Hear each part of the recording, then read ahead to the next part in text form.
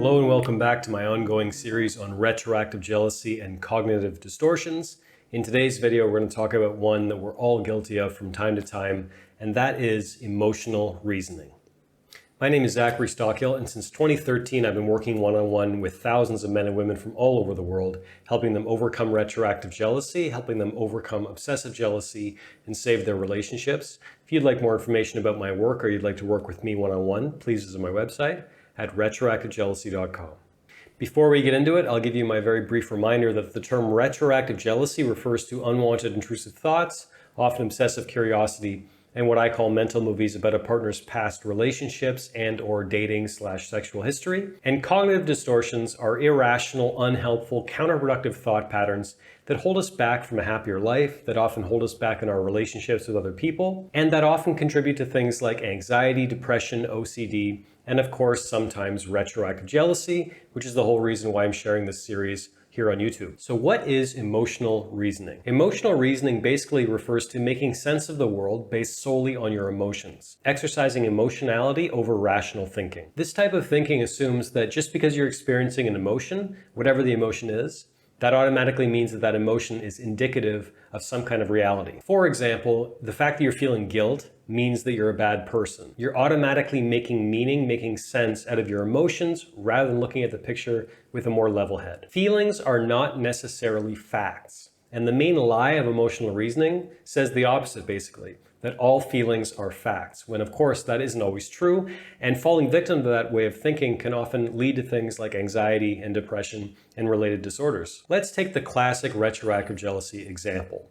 So someone struggling with retroactive jealousy, i.e. unwanted intrusive thoughts about their partner's past, someone experiencing retroactive jealousy may conclude, based on emotional reasoning, that the fact that I'm struggling with my partner's past automatically means that my partner's past is a deal breaker.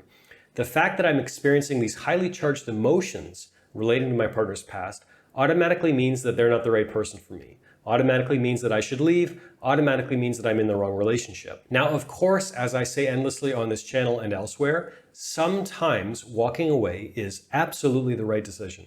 Sometimes walking away, ending the relationship, is absolutely the best choice for everyone involved. That includes you and your partner. Sometimes you deserve better. Sometimes your partner deserves better as well. Sometimes you're just not meant for each other. And sometimes someone's past is a glaring indication that there really are red flags here, that their past really is a problem. However, in my experience of working on this issue of retroactive jealousy, especially what I would call irrational retroactive jealousy, in my experience, this represents the minority of cases. In other words, the vast majority of people struggling with retroactive jealousy, yes, they experience highly charged, highly painful emotions around their partner's past. And this was certainly true of me back in the day as well. If I think back to when I was struggling with my then girlfriend's past, struggling with this issue and thinking about her past and all the rest brought up a lot of really highly charged emotions in me. And there were times when I was falling victim to emotional reasoning where I said that, oh, the fact that her past is bothering me so much, that automatically means that I should leave. Whereas I'd have other moments when I was feeling calm, when I was feeling grounded, when I realized that that was completely illogical, it didn't make sense, there's no real deal breakers in my partner's past, nothing that I should seriously be worried about. And the fact that I'm struggling with these painful emotions around my girlfriend's past doesn't necessarily mean that I should make meaning out of that, doesn't necessarily mean that I should make a decision about the future of my relationship based on these emotions. So again, sometimes emotional reasoning will lead you to more or less the right conclusion, but that certainly isn't all the time, and it certainly isn't all the time for retroactive jealousy sufferers. Again, in my experience, the vast majority of people who struggle with retroactive jealousy, once they start doing what we know works, once they start taking the steps that we know after 10 years, the steps that we know make a difference, once they start getting a handle on their brain, they start calming down, they start getting some degree of control over their emotions, they start seeing things clearly.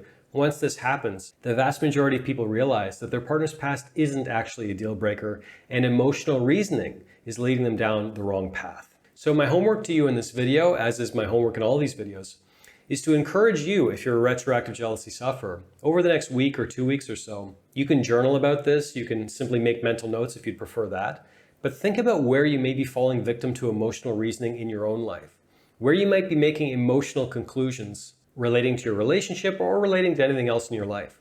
Where are you falling to this cognitive distortion called emotional reasoning? Thanks for listening. Thanks for watching. If you'd like more information about my work, please visit my website at retroactivejealousy.com. And if you benefited from this video, please take a minute to let me know by leaving a comment beneath this video. I'll also ask you to hit the like button and be sure you are subscribed to my channel as well to be notified of new videos moving forward. Thanks again for watching, and I'll talk to you soon.